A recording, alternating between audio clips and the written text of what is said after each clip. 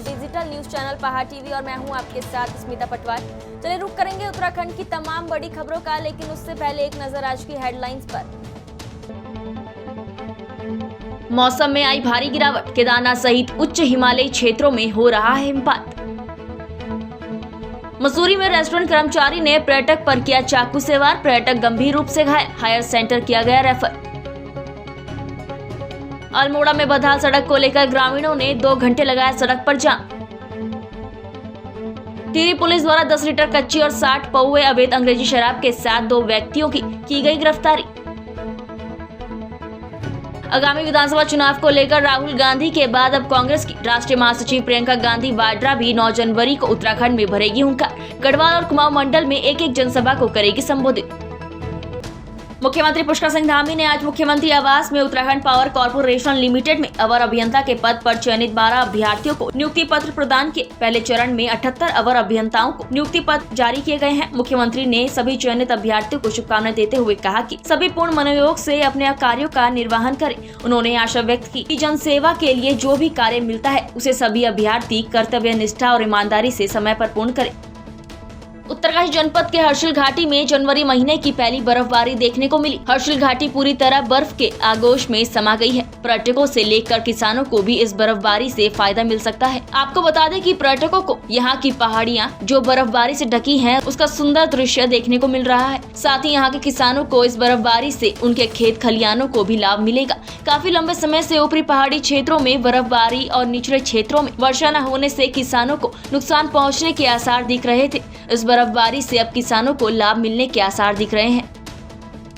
पिछले कई सालों से डोईवाला नगर में शमशान घाट की मांग उठ रही थी, जिसको लेकर डोईवाला विधायक और पूर्व मुख्यमंत्री त्रिवेंद्र सिंह रावत ने शमशान घाट बनाए जाने की घोषणा की थी। आज घोषणा धरातल पर उतरती नजर आ रही है, जिसका पूर्व मुख्यमंत्री त्रिवेंद्र सिंह रावत ने शिलान्यास किया। बता दें कि डोईवाला सोंग पुल के पास लगभग 5 बीघा जमीन में 22,61,000 की लागत से ये शमशान घाट बनाया जाएगा, जिसमें मोक्षधाम के निर्माण के साथ ही 4 दीवारी का निर्माण किया जाना है। शमशान घाट को लेकर स्थानीय लोगों के साथ व्यापार संघ को परेशानियों का सामना करना पड़ रहा था, लेकिन अब शमशान घाट बनने से राहत मिल सकेगी।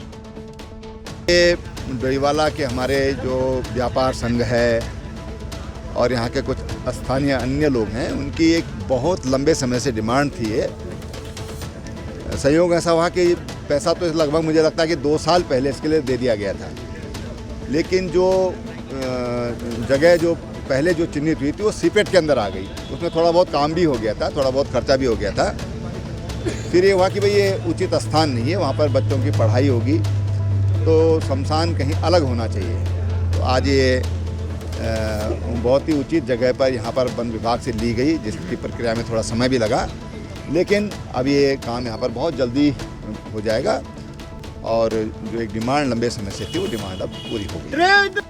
आगामी विधानसभा चुनाव को लेकर राहुल गांधी के बाद अब कांग्रेस की राष्ट्रीय महासचिव प्रियंका गांधी वाड्रा भी 9 जनवरी को हुंकार भरने उत्तराखंड आ रही है। प्रियंका गांधी उत्तराखंड के गढ़वाल और कुमाऊं मंडल में एक जनसभा को संबोधित करेगी। कांग्रेस प्रदेश प्रवक्ता गरिमा मेहरा दसोनी ने कहा कि प्रियंका गांधी उत्तराखंड की महिलाओं के अंदर जोश भरने आ रही है। उन्होंने कहा कि जिस प्रकार से प्रियंका गांधी ने लड़की हूँ लड़ सकती हूँ का नारा दिया है, उससे आज पूरे देश में एक आंदोलन खड़ा हो गया है, जिसके चलते अब अन्य दल भी अधिक महिलाओं को टिकट देंगे। आप देख रहे हैं कि अपने उस एकमात्र नारे से प्रियंका जी ने किस तरह से एक जन आंदोलन पूरे देश के अंदर खड़ा कर दिया है। मात्र शक्ति आत्मविश्वास से लबरेज है। कहीं ना कहीं इतना क्रेज प्रियंका जी का दिनों दिन बढ़ता जा रहा है, उनकी लोकप्रियता के ग्राफ में इजाफा हो रहा है कि यहाँ पहाड़ से भी महिलाओं की आवाज़ उठ रही है कि उनको प्रियंका जी अपने बीच में चाहिए, क्योंकि पहाड़ की महिला कहीं ना कहीं उसके अंदर एक चिंगारी होती है। अपने को साबित करने के लिए उसको सिर्फ एक पटल की ज़रूरत होती है। ऐसे में प्रियंका जी के इस नारे ने ना सिर्फ उनके अंदर एक आत्मविश्वास पैदा किया है, कॉन्फिडेंस पैदा किया है, मनोबल में उनके इजाफा किया है, बल्कि उनको जीवन की एक नई राह दिखाने का काम किया है।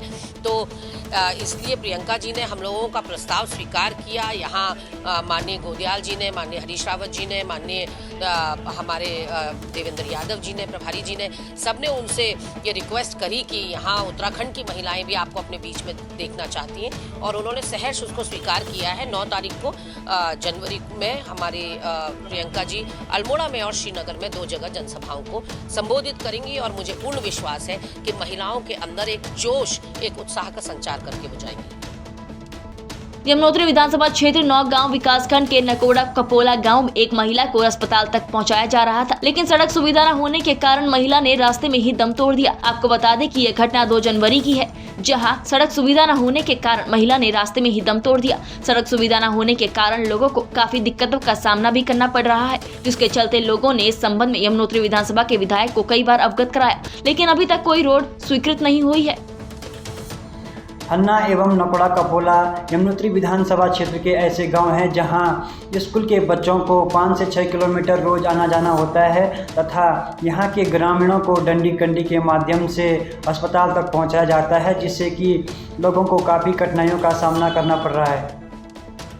जनपद उधम सिंह नगर के काशीपुर जिले के RS ढिल्लो जनता इंटर कॉलेज महादेव नगर से एक मामला सामने आया है, जहां दलित समाज के अध्यक्ष को हटाकर प्रबंधक समिति द्वारा स्मरण समाज के अध्यक्ष का चयन किया जा रहा है। और दलित समाज के जो अभी तक अध्यक्ष हैं अजय गौतम, उनका कहना है कि मार्च में चुनाव होने थे और उन चुनाव को इनके द्वारा तत्कालीन शिक्षा विभाग और शिक्षा मंत्री की मिलीभगत से तत्कालीन कराए जा रहे हैं। और साथ ही उनका यह भी कहना है कि जो पेपर में विज्ञापन निकाली जाती है, विज्ञापन को इस क्षेत्र में सबसे अत्यधिक पढ़े जाने वाले अखबार में निकालना था, लेकिन उनके द्वारा इस जिले के अखबार में ना निकालकर नैनीताल जिले के अखबार में निकाली गई, जिनके कारण उनके द्वारा वे सदस्य नहीं बन पाए। और इसका फायदा उठाकर स्वर्ण जाति के प्रबंधक द्वारा समिति का नई तरीके से चयन किया जा रहा है। और उनका कहना है कि अगर अब हमारी बात नहीं मानी जाती है तो वह अनिश्चितकालीन धरना करेंगे और साथ ही भूख हड़ताल पर बैठेंगे। देखिए, मैं तो अभी गाँव में पूरा मामला करके पता चला और हमारे जो यहाँ के अध्यक्ष हैं अजय गौतम जी की बात हुई थी, लेकिन उनका कोई अच्छा हमें रिस्पॉन्स नहीं मिला। अगर कल हमारे पक्ष में ये निर्णय नहीं आता है तो हम तुरंत ही, जैसे कि हमारे इसी डिस्ट्रिक्ट के शिक्षा मंत्री भी हैं पांडे जी, तो हम शिक्षा मंत्री जी के घर का घेराव करेंगे और तुरंत ही उनको बताएंगे कि ये मनमानी नहीं चल पाएगी। जैसे कि आपने देखा होगा कि मैं कुछ 2 महीने पहले एक न्यूज़ सुना था कि जब उनके बेटे की शादी होनी थी तो उन्होंने पूरे शिक्षा विभाग को दौड़ा दिया था। कार्ड बांटने तक के लिए शिक्षा विभाग के प्रधानाचार्य गए थे, उनके सारे काम शिक्षा विभाग के कर्मचारियों ने। क्या शिक्षा विभाग के कर्मचारी उनके घर के नौकर हैं? तो अरविंद पांडे जी को ये चीज़ सोचनी चाहिए, हमारे शिक्षा मंत्री को, कि जो शिक्षा विभाग हमारा जो, जिससे कि हमारा समाज आगे बढ़ेगा। शिक्षा वो शैली का दूध है जो पिएगा दवाई।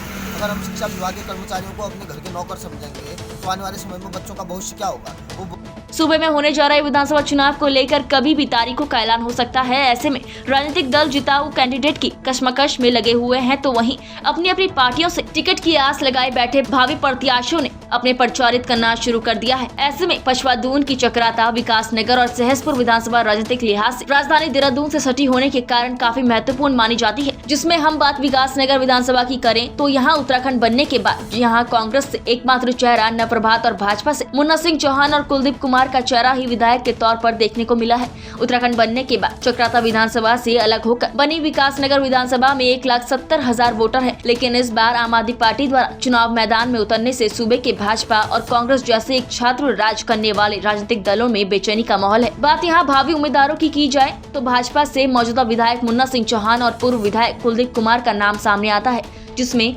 जहां एक और मौजूदा विधायक होने के नाते और जनता के बीच अच्छी पकड़ होने के चलते मुन्ना सिंह चौहान का पलड़ा भारी नजर आ रहा है, तो वहीं पूर्व विधायक कुलदीप कुमार संघ और पार्टी में अपना अच्छा दबदबा कायम रखे हुए हैं। तो वहीं कांग्रेस से 2 बार विधायक और सूबे के कैबिनेट मंत्री रहे नवप्रभात का नाम सबसे आगे है, लेकिन युवाओं में अच्छी पकड़ रखने वाले और क्षेत्र में लंबे समय से सक्रिय पार्टी के जिला अध्यक्ष संजय किशोर भी अपनी दावेदारी ठोके हुए हैं। अब देखना यह होगा कि पार्टी आलाकमान की कसौटी पर कौन उम्मीदवार खरा और जिताऊ कैंडिडेट साबित होता है।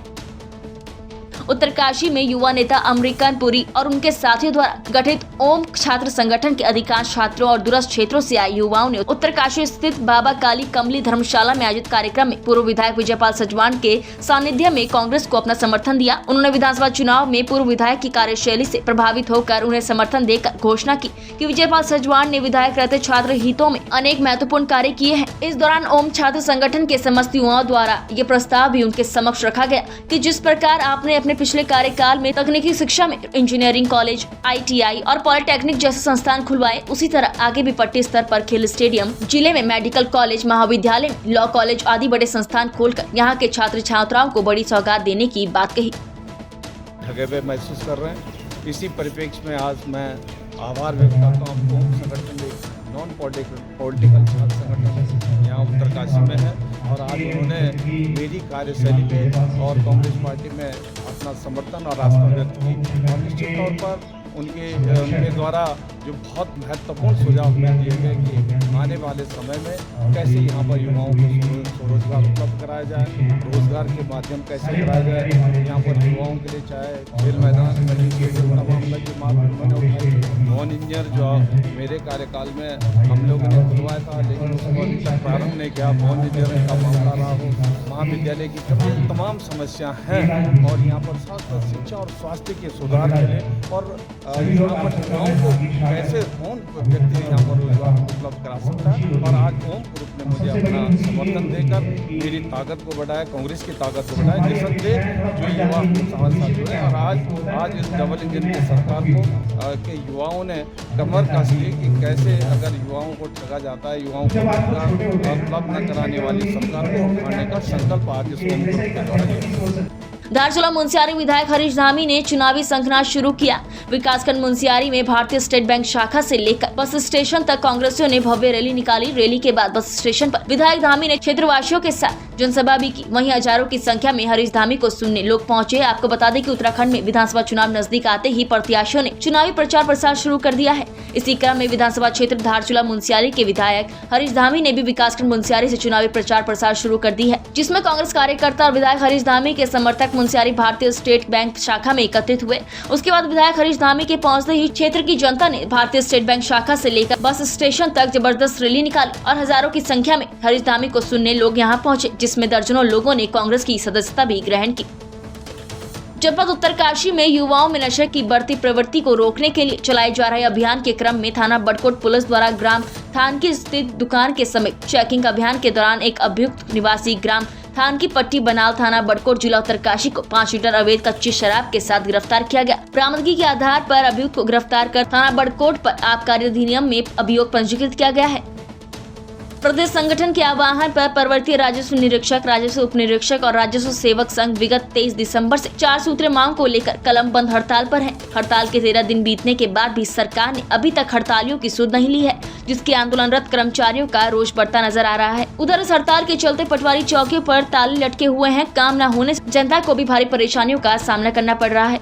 आपको बता दें कि हड़ताली कर्मचारियों की प्रमुख मांगों में सम्मान कार्य के लिए समान वेतन और संसाधन मुहैया कराने, राजस्व निरीक्षक और रजिस्ट्रार कानूनगो के पदों का एकीकरण का घोर विरोध करने के साथ समवर्गीय कार्मिकों को जनवरी 2006 से ऊंचीकृत वेतनमान का लाभ दिलाए जाने सहित अन्य कई मांगे शामिल है। राजस्व पटवारी संघ की हड़ताल जो है 23 दिसंबर से लगातार चल रही है और इसमें अभी 13वां दिन है, किंतु सरकार के द्वारा 13 दिन बीत जाने के पश्चात भी कोई संज्ञान नहीं लिया गया है एवं सकारात्मक कार्रवाई नहीं की गई है, जिस कारण आंदोलन जो है और उग्र होने की संभावना पूर्ण रूप से बनी हुई है और कर्मचारियों में रोष व्याप्त है। और हम चाहते हैं कि सरकार इसका संज्ञान ले और हमारी मांगों को माने, ताकि हम भी अपने कार्य पर वापस आएँ और अनावश्यक रूप से किसी जनता को जो है परेशानी का सामना न करना पड़े।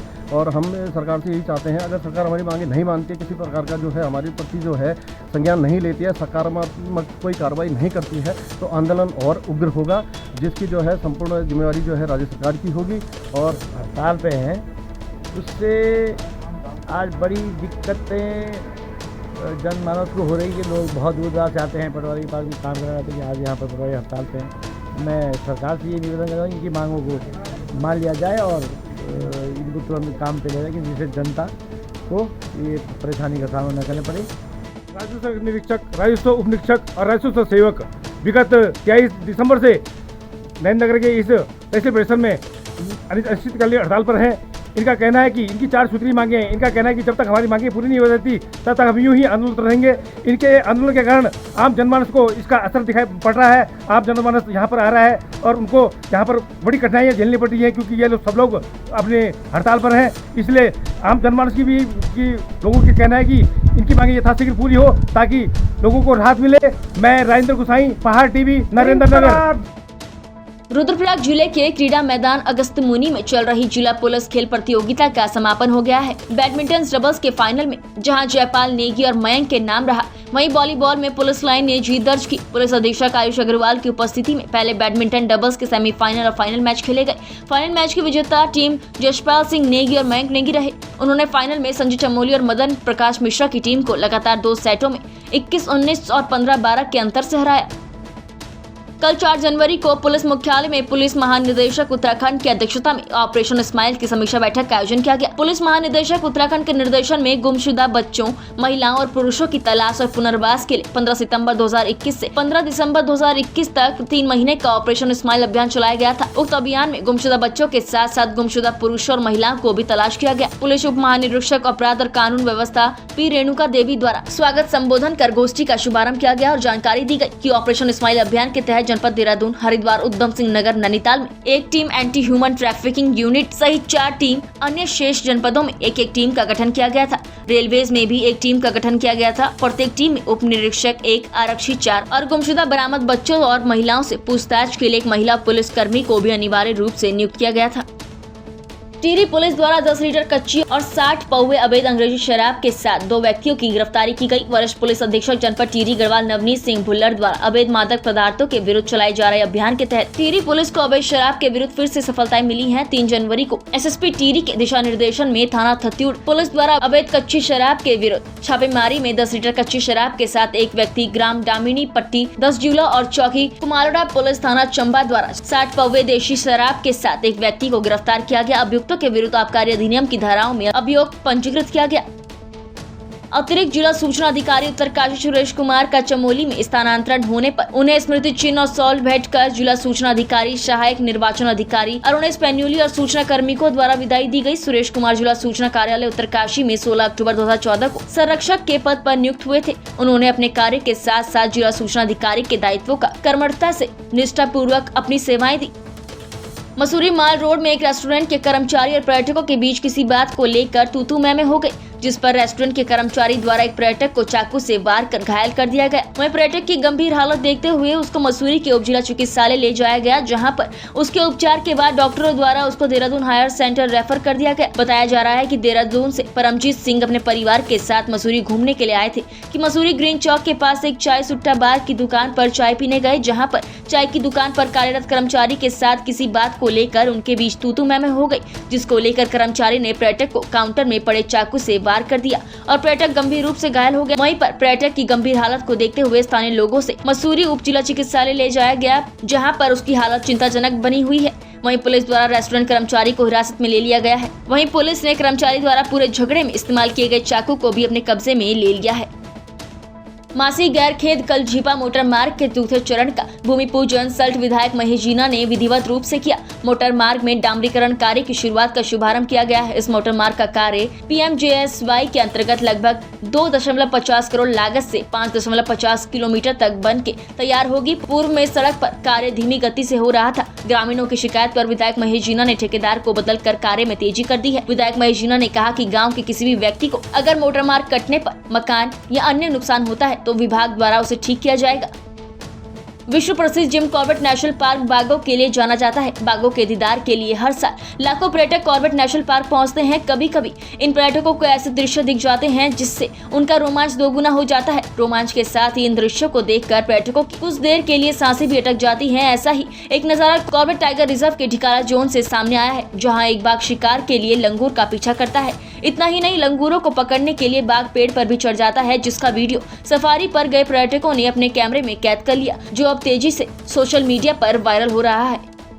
कॉर्बेट टाइगर रिजर्व में वर्तमान में 231 टाइगर हैं और कॉर्बेट जो है टाइगर का एक नेचुरल इकोलॉजी है, नेचुरल हैबिटेट है। इसमें टाइगर जो है अपनी नेचुरल एक्टिविटीज़ करते हैं।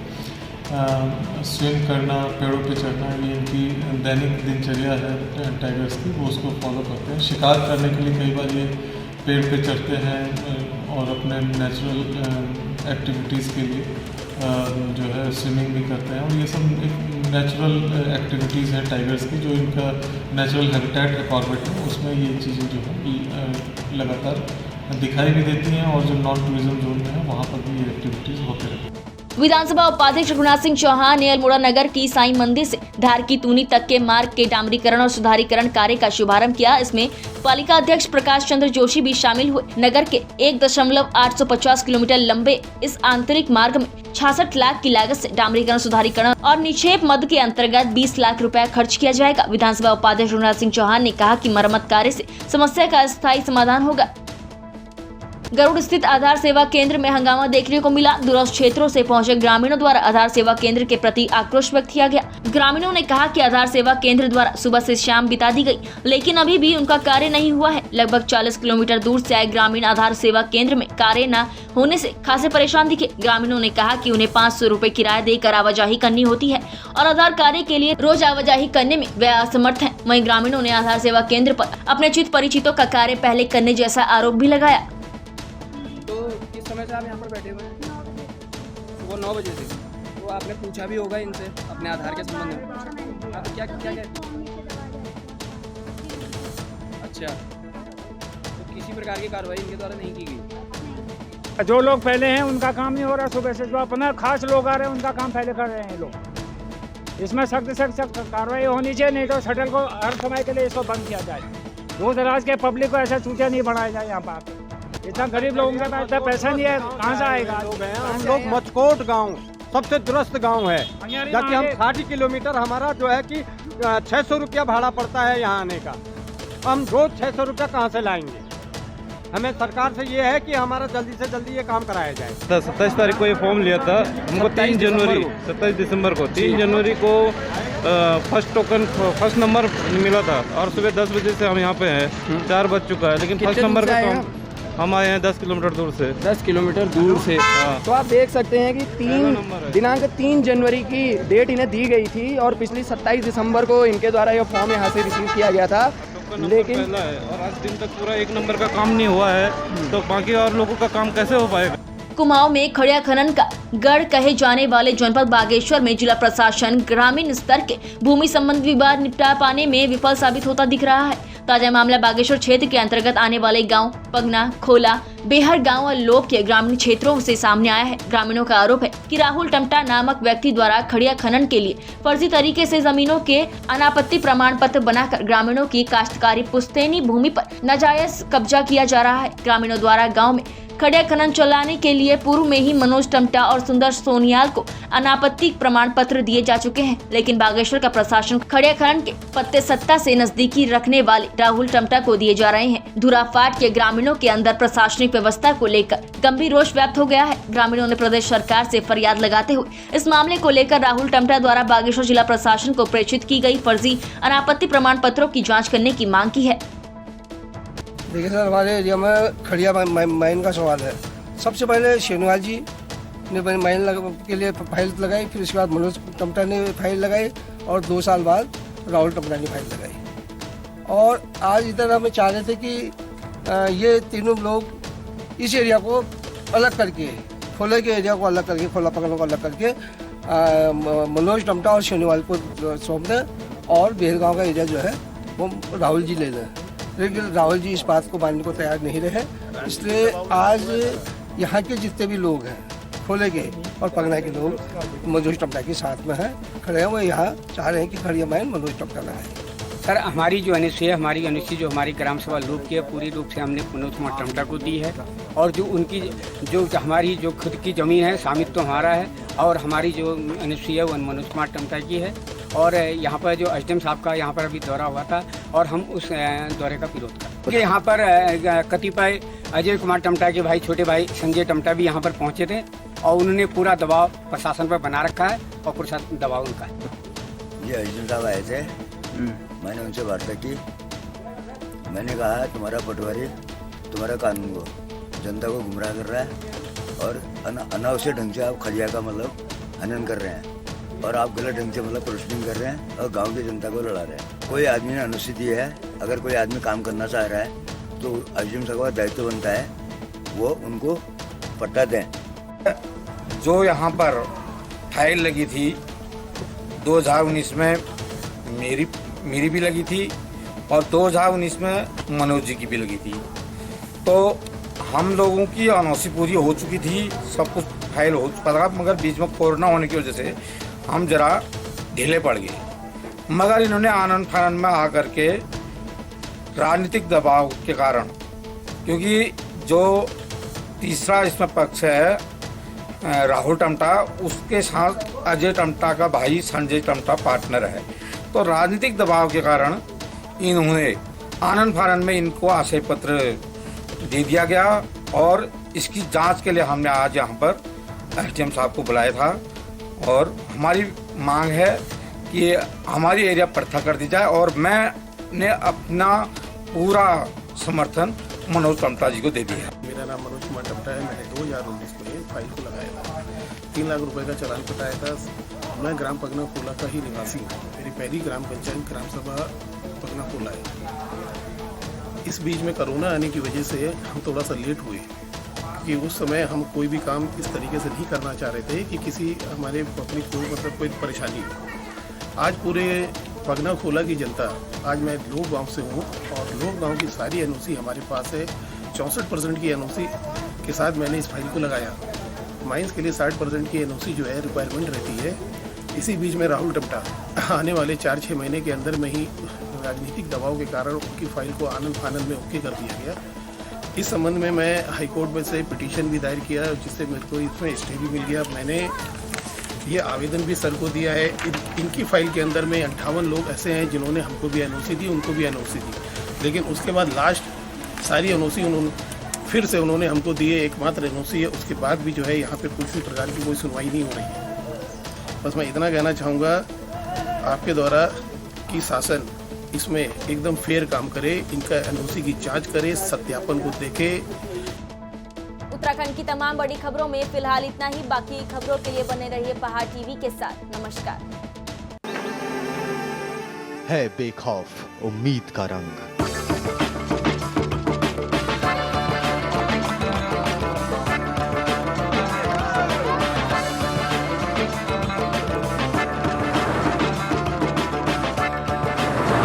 है आस्था भी।